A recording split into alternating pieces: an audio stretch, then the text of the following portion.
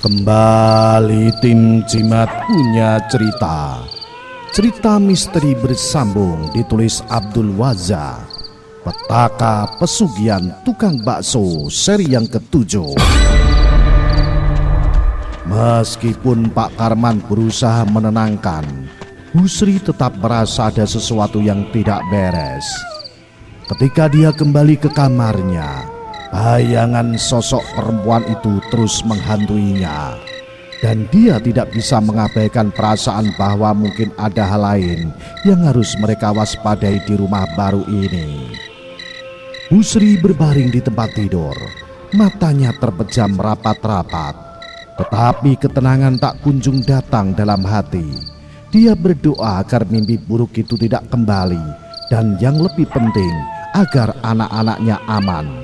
Rasa takut akan tumbal dari pesugihan menghantuinya, meskipun Pak Karman meyakinkannya bahwa itu adalah pesugihan putih.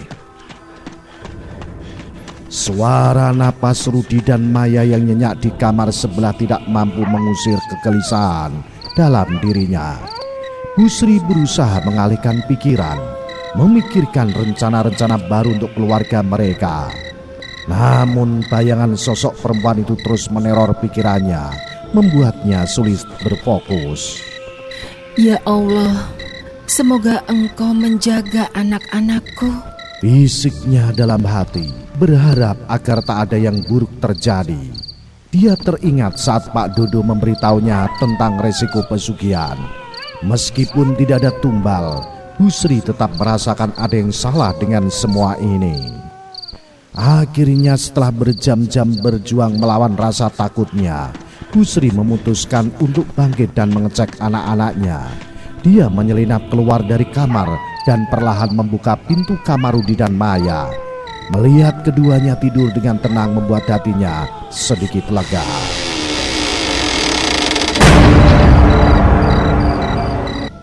Namun saat dia berbalik untuk kembali, dia merasakan hawa dingin menyentuh kulitnya. Ada perasaan bahwa dia tidak sendirian. Dengan gemetar Bu Sri berusaha mengabaikan perasaan itu dan kembali ke kamarnya. Tetapi saat dia menutup pintu, dia mendengar suara berbisik lembut dari arah ruang tamu. Suara itu terdengar sangat familiar, tapi sekaligus menakutkan. Bu Sri menahan napas, berusaha mengenal asal suara. Dengan hati-hati dia melangkah menuju ruang tamu, berharap itu hanya halusinasi. Tetapi saat dia tiba di sana, suasana menjadi mencekam. Ruang tamu tampak gelap dan hanya ada cahaya bulan yang menerangi sedikit sudut.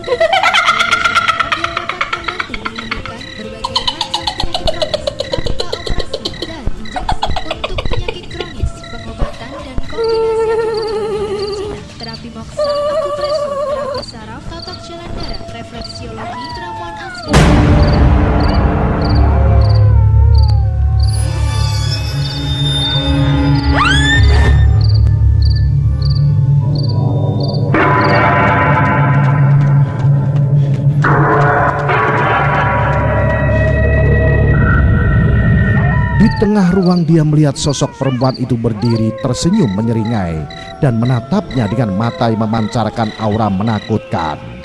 Bu Sri merasa seluruh tubuhnya membeku. Apa yang kau inginkan? Bu Sri berteriak, suaranya bergetar. Sosok itu hanya tertawa pelan lalu perlahan mendekati. Aku datang untuk memperingatkanmu.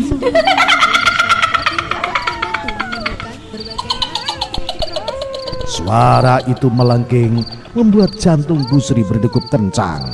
Hatinya bergetar, dan saat itu dia menyadari bahwa pesugihan ini mungkin tidak sesederhana yang dia kira. Dan saat itu juga Bu Sri tersentak. Dia terbangun dengan kaget ketika menyadari jika mimpi buruk itu datang lagi. Pak Karman segera duduk di sisi tempat tidur. Wajahnya menunjukkan kekhawatiran. Kenapa sih, Bu? Tadi mengigau gak jelas. Mimpi buruk apa lagi, Bu? Tanya Pak Karman dengan nada lembut. Bu Sri menggigit bibirnya, berusaha menahan air mata. Ibu melihat sosok perempuan itu lagi, Pak. Dia bilang dia datang untuk memperingatkan. Peringatan tentang apa? Pak Karman bertanya. Matanya mulai membesar karena khawatir. Jujur saja, Pak, Ibu tidak tahu. Dia hanya tertawa dan membuatku merasa sangat takut. Aku khawatir ini ada hubungannya dengan pesugihan yang kamu lakukan. Jawab Bu Sri. Suaranya bergetar. Pak Karman menarik napas dalam-dalam. Sudahlah Bu, itu hanya mimpi. Mungkin pikiranmu yang terlalu cemas setelah semua yang kita jalani. Kita harus tetap positif. Semua ini demi masa depan kita. Namun Bu Sri tidak merasa tenang. Tapi apa jika semua ini ada konsekuensinya? Ibu tidak ingin anak-anak kita jadi tumbal, Pak. Ucapnya dengan penuh ketakutan. Seketika itu Pak Karman merasakan tekanan dalam dadanya. Dia tahu betapa pentingnya meyakinkan Bu Sri agar tidak terjebak dalam rasa takut itu. Tetapi hatinya juga dipenuhi keraguan. Kita sudah berusaha keras, Bu. Semua usaha ini sudah mulai membuahkan hasil. Jangan biarkan mimpi menghancurkan harapan kita. Bu Sri mengangguk, tetapi tatapannya masih cemas. Ibu hanya berharap sosok itu tidak berani mengganggu kita. Ibu merasa dia tidak akan pergi begitu saja. Kita akan menjaga diri. Jangan khawatir, Bu. Kita bisa mengatasi ini bersama-sama. Ucap Pak Karman berusaha meyakinkan. Di situ dalam hati Pak Karman, ia juga merasakan ketidakpastian. Jika benar ada konsekuensinya dari pilihan mereka, apakah mereka siap menghadapinya?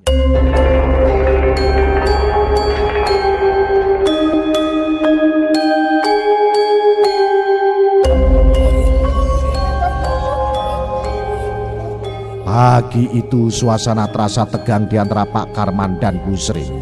Pak Karman duduk di meja makan sambil memegang tangan istrinya. Bu, hari ini Bapak harus pergi menemui Mbah Sugiwo. Dia meminta agar Bapak datang sebelum malam Jumat Kliwon. Mendengar itu Bu Sri mengangguk meski ketakutan menyelimuti hatinya. Tapi Pak, apa yang dia mau darimu?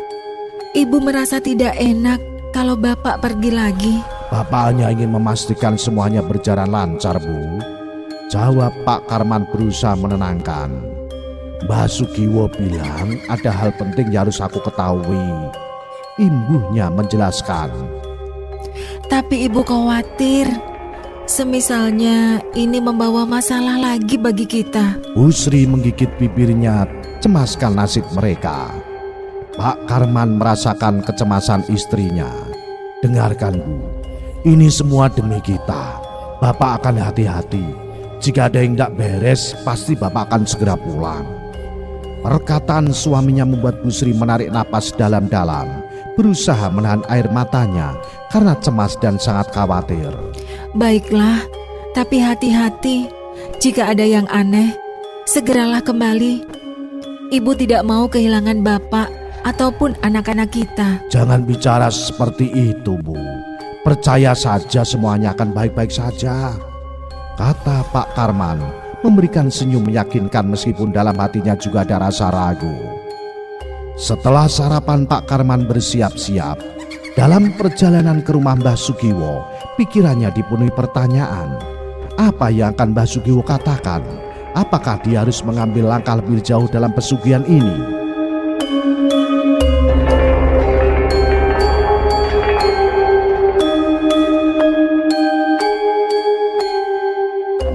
Saat tiba di rumah Mbah Sugiwo, suasana terasa berbeda.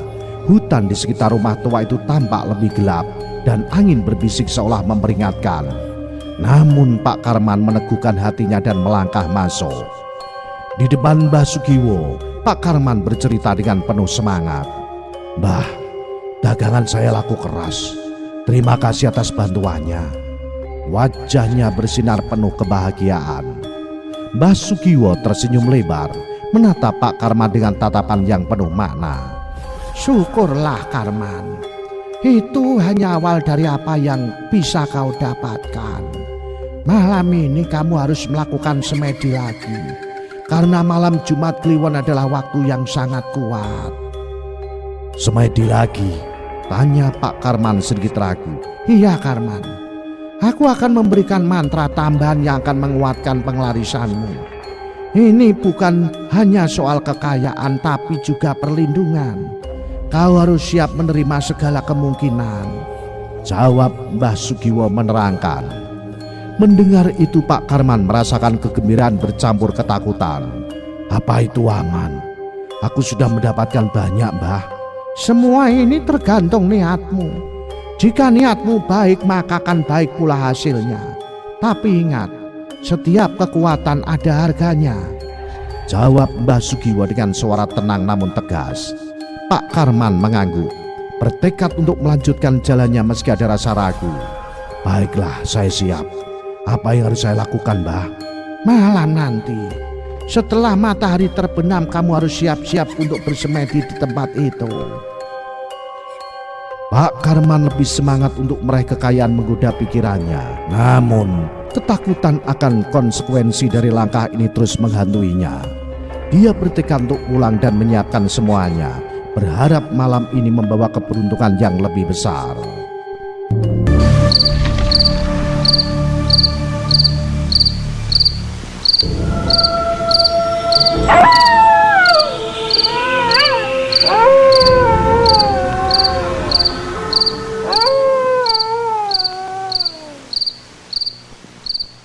Malam itu suasana di sekitar rumah Mbah Sugiwo terasa mencekam. Pak Karman mengikuti Mbah Sugiwo menuju sebuah ruangan yang gelap, diterangi hanya oleh cahaya lilin yang bergetar lembut. Disinilah kita akan melakukan ritual, ujar Mbah Sugiwo sambil menunjukkan tempat duduk yang sudah disiapkan. Apa yang harus saya lakukan, Mbah? Tanya Pak Karman merasakan ketegangan di udara. Kamu harus bersemedi dengan fokus, membiarkan pikiranmu kosong. Ingat mantra yang aku berikan dan jangan sekali-kali membuka matamu sebelum fajar tiba, jawab Mbah Sugiwo tegas. Pak Karman mengangguk. Meski rasa cemas menyelimuti hatinya, Mbah Sugiwo melanjutkan. Jika kamu merasakan sesuatu, tetaplah tenang. Mereka yang datang adalah bagian dari proses ini dan yang akan membantumu menjadi jauh lebih kaya. Kemudian Pak Karman duduk bersila, mencoba menenangkan diri. Suara malam yang sunyi mulai tergantikan dengan desiran angin yang seolah membisikkan sesuatu. Pak Karman mulai membacakan mantra, merasakan keterangan mengalir di tubuhnya. Namun tak lama setelah itu, suara-suara aneh mulai menggema di sekelilingnya. Suara bisikan lembut dan tawa samar yang membuatnya merinding. Ingat, jangan takut. Suara Mbah Sugiwo terdengar dari jauh, membangkitkan semangatnya untuk tetap fokus. Waktu berjalan lambat dan ketika tengah malam tiba, suasana semakin terasa mencekam. Pak Karman merasa hawa dingin menyelimuti tubuhnya. Dan saat itulah sosok-sosok mulai muncul dari kegelapan. Dia berusaha untuk tetap tenang, mengingat semua yang dikatakan Mbah Sugiwo. Dengan hatinya yang berdebar, Pak Karman terus membaca mantra, berharap segala yang dilakukannya akan membawa kekayaan tanpa mengorbankan apapun. Suara-suara menyeramkan mulai terdengar, dan membuat degup jantung Pak Karman berdetak kencang.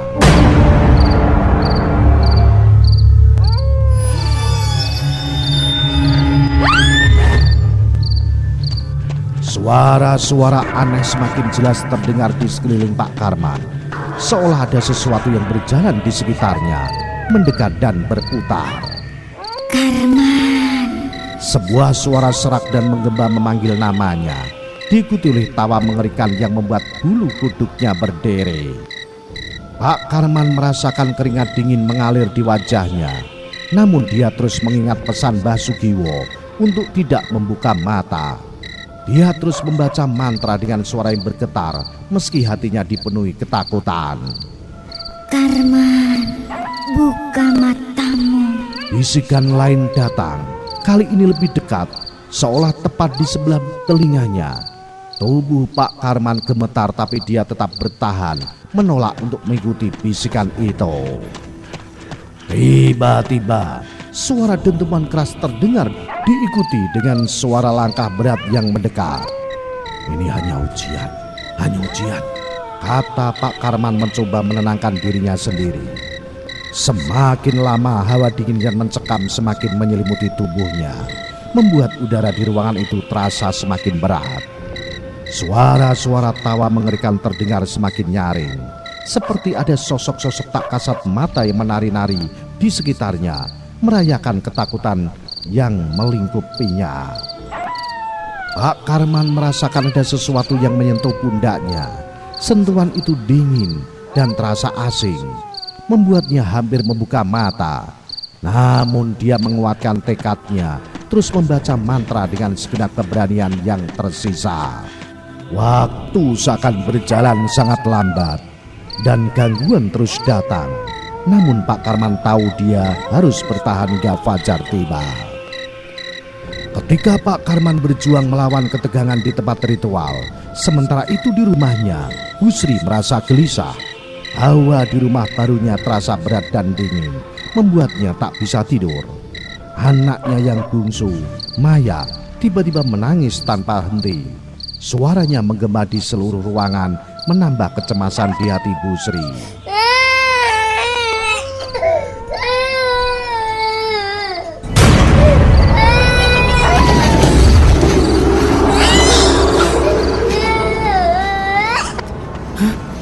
Ada apa ini? Gumam Bu Sri sambil mencoba menenangkan Maya. Namun tangisan itu semakin kencang, seolah ada sesuatu yang mengganggu anaknya. Bu Sri merasa jantungnya berdegup kencang, merasakan ada sesuatu yang tidak beres. Dia memeluk Maya erat, berharap tangisan itu segera berhenti.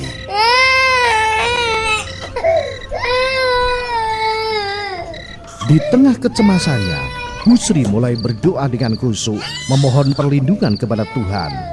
Pikirannya dipenuhi oleh rasa takut, teringat akan mimpi buruk yang terus menghantuinya beberapa malam terakhir. Hatinya berusaha tetap tenang, tetapi suara tangisan Maya yang semakin menjadi-jadi membuatnya panik. Bu Sri berdiri, membawa Maya keluar kamar, berjalan ke ruang tamu yang remang-remang. Udara malam terasa lebih dingin dari biasanya, dan dia merasakan seolah ada mata-mata yang mengawasinya dari setiap sudut ruangan. Lindungilah kami ya Allah. Lirih Bu Sri sambil mendekap anaknya lebih erat. Dengan doa yang bisa dilakukannya saat itu, berharap suaminya Pak Karman segera pulang dan semuanya kembali normal.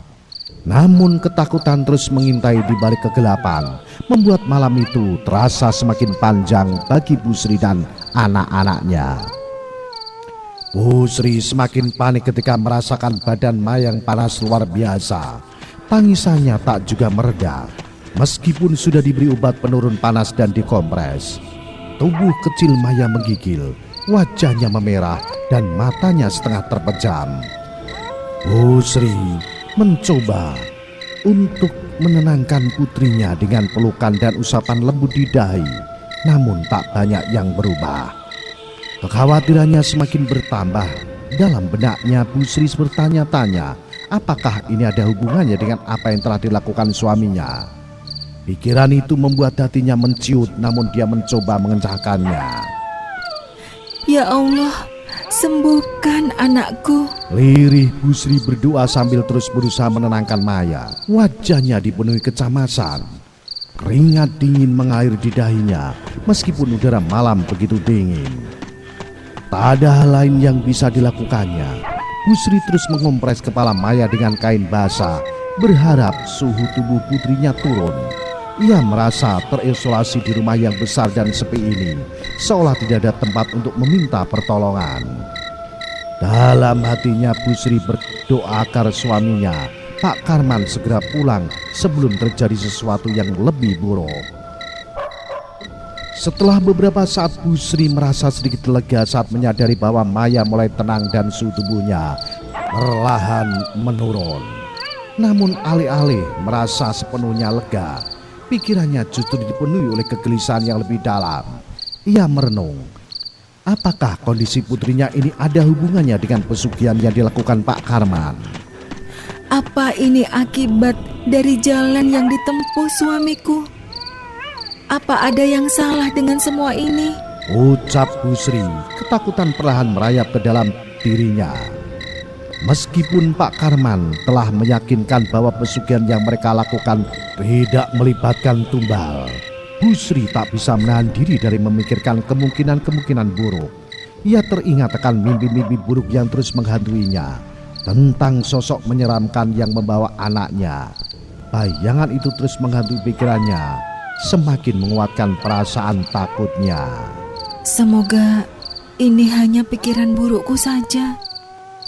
Umam Bu Sri dengan suara lemah sambil memandang Maya yang sudah tertidur pulas. Tapi di dalam hatinya, ketakutan itu terus tumbuh, seakan ada sesuatu yang salah, sesuatu yang telah dan lebih besar dan lebih gelap dari yang bisa kita pahami.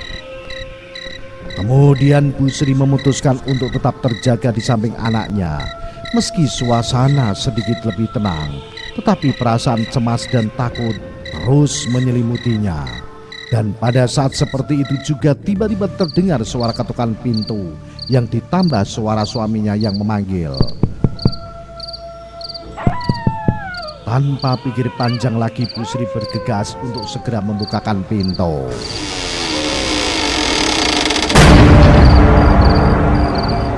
Dia merasa bersyukur dengan kedatangan suaminya. Dengan langkah-langkah yang cepat, Bu Sri berjalan menuju pintu depan rumahnya.